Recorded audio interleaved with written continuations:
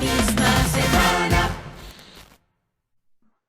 Bien, amigos, ya en la parte de las conclusiones, con Guillermo Caram y con Iván Ogando, acerca de lo que le espera al nuevo gobierno, los retos que tiene, lo que deberá hacer, qué va a encontrar en materia de economía y sobre todo después de esta pandemia.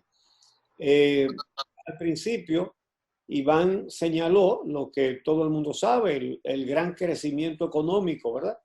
El gran crecimiento de la economía dominicana, que es un crecimiento que antes de la pandemia no daba ni para pagar salarios que le permitan a la gente comer.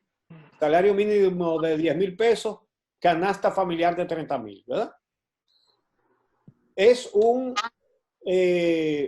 crecimiento que no alcanza para competir en la balanza comercial con países de mucho menor crecimiento y mucho más pobres que este. Es decir, los que participan en el DR-CAFTA, todos nos están ganando el juego en el intercambio comercial. Tienen más capacidad de vendernos a nosotros que nosotros a ellos. Un crecimiento económico que no alcanza para hacer un presupuesto sin déficit cada vez más grande. Y un crecimiento económico que no alcanza para frenar un endeudamiento ya galopante. Entonces, cuando haya un nuevo gobierno instalado ahí, ¿con qué se va a encontrar y qué deberá hacer? Iván. Mira, como dije anteriormente, cualquier gobierno que venía en agosto, que asume en agosto, iba a encontrar una situación fiscal y financiera difícil. Ahora, obviamente, esa dificultad es mucho mayor y de alguna manera yo pienso que el costo de esta crisis en términos generales deberá ser manejado de forma tal que distribuya de manera más equitativa los costos entre los diferentes sectores sociales y productivos nacionales. Eso implicará de alguna manera un gran compromiso político que pondrá a prueba la capacidad del liderazgo político dominicano de concertar. Es algo que no estamos es muy acostumbrado, pero creo que a grandes males, implica otro elemento que conversaba con algunos amigos que en realidad no tiene un impacto, no tendría un impacto económico muy significativo, pero sí podría tener un impacto político y de compromiso. Sería, por ejemplo, una reducción escalonada de los salarios de más de 100,000 pesos de funcionarios públicos, por ejemplo. Ver elementos para esta crisis puede dar la oportunidad también para replantearse muchos aspectos en términos de nuestra estructura productiva, de real y efectivamente poder sentar las bases de una estructura productiva menos dependiente, más resiliente y que de alguna manera descanse más en los elementos productivos nacionales que habíamos dejado de lado, y me refiero sobre todo a la agricultura.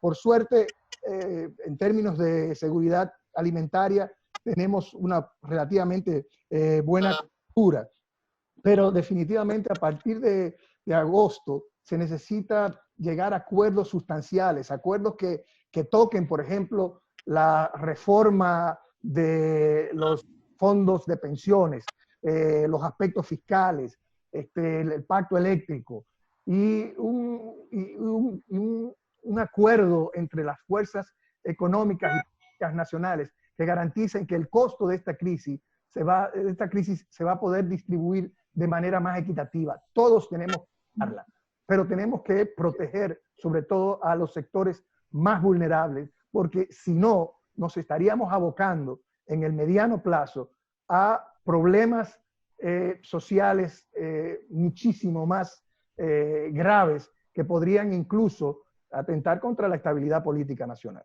Guillermo. Sí, de acuerdo, va a ser una situación muy difícil, pero también tengo una dosis de optimismo porque me pongo a compararlo con, por ejemplo, los años de la postrevolución, cómo era una situación difícil y hasta cierto punto se animó relativamente rápido. Me acuerdo de Churchill en la Segunda Guerra Mundial, cuando hablaba de que lo único que podía ofrecerle al pueblo eran lágrimas y sudor, y ojalá y no llegue a la sangre, que hablaba Iván en términos sociales. Pero yo creo que un gobierno que llegue en el contexto de esa concertación, que estoy totalmente de acuerdo que apuntaba Iván, y que convoque las fuerzas activas, que las anime para que aumenten su potencial de cooperación, para entusiasmarla en el proceso productivo, con todas las medidas sanitarias del caso. Yo creo que la economía dominicana va a responder. Yo siempre he dicho que en más de 50 años que hemos tenido de democracia, solamente hemos tenido 5 o 6 años de crisis, de caída del Producto Bruto Interno, y casi siempre ha estado condicionando o a fenómenos atmosféricos como la sequía, no los ciclones, sino la sequía, y a crisis internacionales. En esos 50 años, la economía dominicana ha crecido todos los años, y eso se debe al empuje de las fuerzas productivas nacionales. ¿Qué tiempo podría tomarnos ahora, Guillermo, recuperarnos de esta crisis, volver al ritmo de crecimiento que teníamos?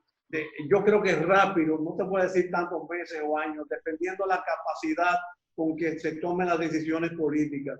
Mi temor es que en estos 60 días prácticamente que le están quedando, o 90 días que le están quedando al gobierno, el gobierno siga con sus esquemas, que parece que esa es la onda, seguir con sus esquemas. Incluso te decía en el segmento anterior que el gobierno viola las disposiciones que adopte. Se me olvidó citar el caso de los cocuyos.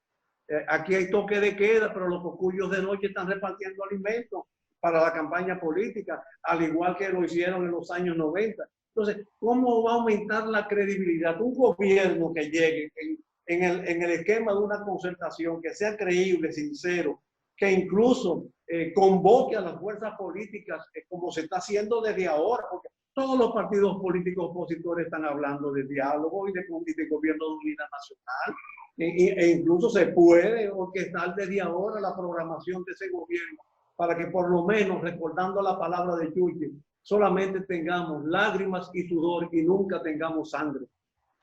Bueno, así llegamos a la conclusión. Yo voy a agregar algo, un elemento más.